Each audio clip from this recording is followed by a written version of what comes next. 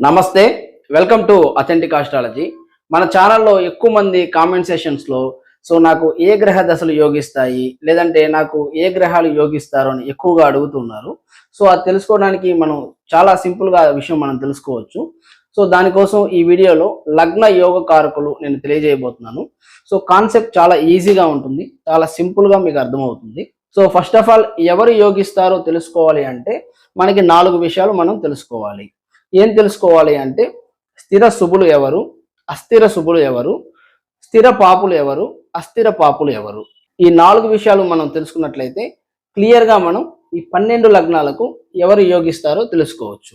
ముఖ్యంగా first point ఏంటి అంటే స్థిర శుభులు అంటే సర్వే త్రికోణ నేతారో గ్రహ శుభఫలప్రద అన్న సూత్రం ప్రకారం త్రికోణాధిపతులు అంటే 1, 5, 9 లార్డ్స్.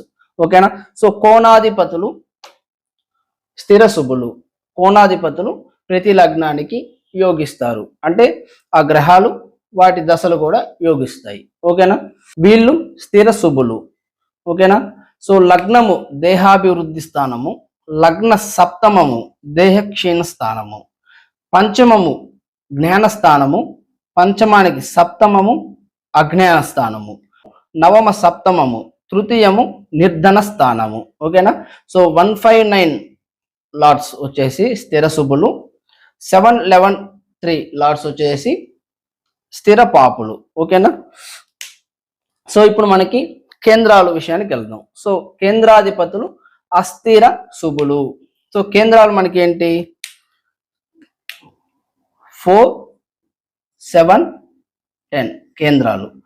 ఇక్కడ మనం 7ని ఎందుకు తీసుకోవట్లేదు అంటే సప్తమాధిపతి ప్రతి లగ్నానికి పాపి అవుతారు కాబట్టి ఓన్లీ మనం 4 and 10 తీసుకోవాలి. ఓకేనా. చతుర్థ దశమాధిపతుల్ని తీసుకుంటున్నాం.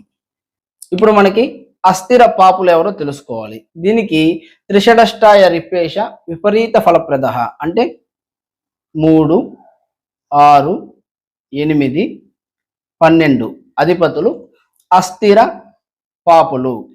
ఓకేనా. ఇప్పుడు మనం క్లియర్గా 12 లగ్నాలకు ఎవరు శుభగ్రహాలు అంటే ఎవరు యోగకారకులు తెలుసుకుందాం. ఫస్ట్ మనం మేష లగ్నం తీసుకుందాం.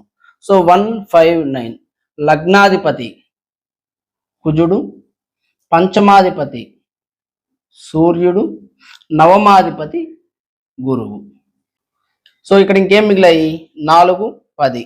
4వ అధిపతి ఎవరు చంద్రుడు. చంద్రుడు ఏకగృహస్థుడు. చంద్రుడికి ఒక ఇల్లే కదా, కర్కాటకం ఒకటే ఉంది. చంద్రుడు 3, 6, 8, 12లో రావట్లేదు. రావట్లేదు కాబట్టి చంద్రుడు శుభగ్రహం. ఓకే అండి. ఇప్పుడు మేష లగ్నానికి యోగకారకులు ఎవరు అంటే కుజ, సూర్య, గురు, చంద్రులు అంటే శుభ ఫలితాలు ఇచ్చే శుభగ్రహాలు కుజ, సూర్య, గురు, చంద్రులు. తర్వాత వృషభ లగ్నం చూద్దాం. వృషభ లగ్నానికి లగ్నాధిపతి శుక్రుడు, పంచమాధిపతి బుధ, నవమాధిపతి శని. ఇంకా ఏం మిగిలాయి చతుర్థం. చతుర్థాధిపతి సూర్యుడు. సూర్యుడు ఏకగృహస్థుడు. చతుర్థము 3, 6, 8, 12లో రావట్లేదు కాబట్టి సూర్యుడు ఈ లగ్నానికి శుభుడు అంటే యోగకారకుడు. అలానే 10వ ఇల్లు ఎవరిదవుతుంది 10వ ఇల్లు శనిదవుతుంది. ఆల్రెడీ శనికి మనకి నవమాధిపత్యం ఇచ్చాం కదా. ఆల్రెడీ శని నవమాధిపతి, నవమ దశమాధిపతి 2 శని అవుతున్నాయి కాబట్టి ఆల్రెడీ శని మనం తీసుకున్నాం. వృషభ లగ్నానికి శుక్ర, బుధ, శని, సూర్యుడు శుభులు. ఇప్పుడు కర్కాటక లగ్నం తీసుకుందాం.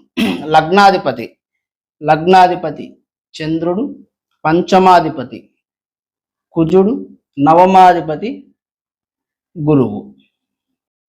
ఇంకేం మిగిలాయి చతుర్థము, దశమము. చతుర్థం ఏమవుతుంది తుల అవుతుంది. అధిపతి శుక్రుడు. ఈ శుక్రుడు ఆల్రెడీ 11th లార్డ్. ఓకేనా. ఏకాదశ స్థాన దోషం ఉంది కాబట్టి శుక్రుడికి ఆల్రెడీ స్థిర పాపి అవుతున్నారు కాబట్టి శుక్రుడు ఈ లగ్నానికి పాపి అవుతున్నారు. ఇంకేం మిగిలింది 10. 10 ఏంటి మేషం. మేషం అధిపతి కుజుడు. ఆల్రెడీ పంచమాధిపతి అవుతున్నారు కాబట్టి ఆల్రెడీ మనం కుజుడిని తీసుకున్నాం. పంచమ దశమాధిపతి ఒకరే అవుతున్నారు కాబట్టి ఆల్రెడీ కుజుడిని మనం తీసుకున్నాం. సో కర్కాటక లగ్నానికి చంద్రకుజ గురువులు యోగకారకులు. ఇప్పుడు మిథున లగ్నాన్ని తీసుకుందాం. లగ్నాధిపతి బుధుడు, పంచమాధిపతి శుక్రుడు, నవమాధిపతి శని. ఓకేనా, బుధ శుక్ర శనులు. ఇంకా ఏం మిగిలాయి? చతుర్థం, చతుర్థాధిపతి లగ్నాధిపతి. సో మిథునం కన్య బుధుడు ఇల్లు కదా, సో చతుర్థాధిపతి లగ్నాధిపతి అవుతున్నారు కాబట్టి బుధుడు ఆల్రెడీ వచ్చేసాడు. దశమం, దశమం తీసుకుంటే గురువిల్లు.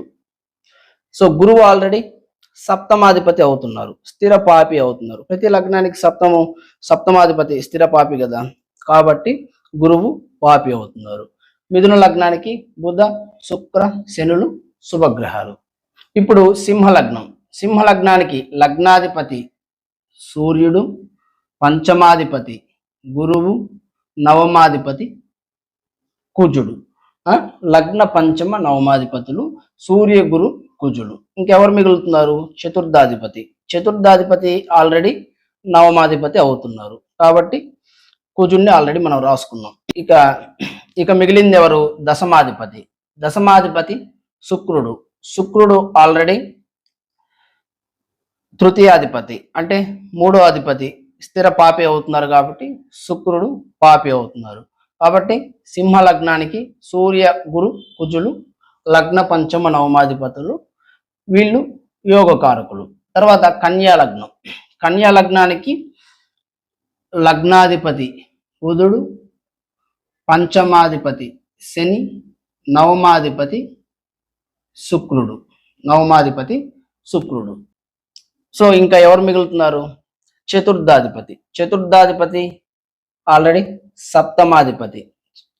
సప్తమాధిపతి దోషం ఉంది కాబట్టి చతుర్థాధిపతి పాపి అవుతున్నారు. అలానే దశమాధిపతి కూడా లగ్నాధిపతి అవుతున్నారు. ఓకేనా, బుధుడే దశమాధిపతి కూడా బుధుడు కాబట్టి కన్యా లగ్నానికి బుధ శని శుక్రుడు యోగకారకులు. ఇక్కడ వృశ్చిక లగ్నము. వృశ్చిక లగ్నానికి లగ్నాధిపతి కుజుడు, పంచమాధిపతి గురువు, నవమాధిపతి చంద్రుడు. నవమాధిపతి చంద్రుడు. కుజ గురు చంద్రులు లగ్న పంచమ నవమాధిపతులు. ఇంకా ఎవరు మిగిలారు? చతుర్థాధిపతి. చతుర్థాధిపతి ఎవరు? శని. శని ఆల్రెడీ తృతీయాధిపతి స్థిర పాపి అవుతున్నారు కాబట్టి శని పాపి అవుతున్నారు. చతుర్థాధిపతి ఉన్న తృతీయాధిపత్య దోషం వల్ల పాపి అవుతున్నారు. మిగిలింది ఎవరు? దశమము. దశమము సింహము. సింహము సూర్యుడు ఏకగృహస్థుడు 3, 6, 8, 12లో రావట్లేదు కాబట్టి సో కేంద్రాధిపత్యం ఉంది కాబట్టి వృశ్చిక లగ్నానికి గురు కుజ చంద్ర సూర్యులు శుభగ్రహాలు అవుతున్నారు, అంటే యోగకారక గ్రహాలు అవుతున్నారు. ఇక మిగిలింది తులాలగ్నం. సో తులాలగ్నానికి శుక్రుడు లగ్నాధిపతి, శని పంచమాధిపతి, బుధుడు నవమాధిపతి. ఇంకెవరు మిగులుతున్నారు? చతుర్థ దశమాలు. సో చతుర్థాధిపతి శని, పంచమాధిపతి చతుర్థాధిపతి అవుతున్నారు. అలానే దశమాధిపతి చంద్రుడు. సో తులాలగ్నానికి దశమాధిపతి చంద్రుడు ఏకగృహస్థుడు. వేరే గృహం మనకి 3, 6, 8, 12లో రావట్లేదు కాబట్టి కేంద్రాధిపత్యం వల్ల తులాలగ్నానికి చంద్రుడు యోగకారక గ్రహం అవుతున్నాడు, అంటే శుభగ్రహం అవుతున్నారు. సో ఇప్పుడు ధనుర్లగ్నము. ధనుర్లగ్నానికి లగ్నాధిపతి గురువు, పంచమాధిపతి కుజుడు, నవమాధిపతి సూర్యుడు. ఓకేనా. సో ఇప్పుడు చతుర్థాధిపతి, లగ్నాధిపతికే చతుర్థాధిపతి వస్తుంది కాబట్టి సో లగ్నాధిపతి చతుర్థాధిపతి అవుతున్నారు కాబట్టి ఆల్రెడీ గురువుని మనం తీసుకున్నాం. తర్వాత దశమాధిపతి సప్తమాధిపతి స్థిర పాపి అవుతున్నాడు కాబట్టి బుధుడు యోగించట్లేదు. సో ధనుర్లగ్నానికి గురు కుజ సూర్యులు యోగకారకులు. ఇప్పుడు మకర లగ్నానికి లగ్నాధిపతి శని, పంచమాధిపతి శుక్రుడు, నవమాధిపతి బుధుడు. ఇక మిగిలింది ఎవరు? చతుర్థ దశమాలు. సో చతుర్థాధిపతి కుజుడు. కుజుడికి ఆల్రెడీ ఏకాదశ స్థాన దోషం ఉంది కదా, సో ఏకాదశ స్థానాధిపతి అవుతున్నాడు కాబట్టి స్థిర పాపి కాబట్టి కుజుడు పాపగ్రహం అవుతున్నారు. ఇక మిగిలింది దశమాధిపతి. సో దశమాధిపతి శుక్రుడు. దశమాధిపతి శుక్రుడు. ఈ శుక్రుడే పంచమాధిపతి ఆల్రెడీ అవుతున్నారు కాబట్టి సో మకర లగ్నానికి శని శుక్ర బుధుడు యోగకారకులు. ఓకేనా, పంచమ దశమాధిపత్యం శుక్రుడికి వచ్చింది కాబట్టి సో ఒకసారి తీసుకుందాం. ఓకేనా, ఇప్పుడు మీన లగ్నం. మీన లగ్నానికి లగ్నాధిపతి గురువు, పంచమాధిపతి చంద్రుడు, నవమాధిపతి కుజుడు. ఇంకా మిగిలింది ఏంటి? చతుర్థం.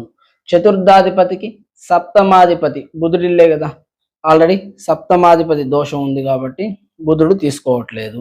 తర్వాత దశమం. దశమాధిపతి లగ్నాధిపతి ఆల్రెడీ తీసుకున్నాం. ఇక మిగిలింది కుంభలగ్నం.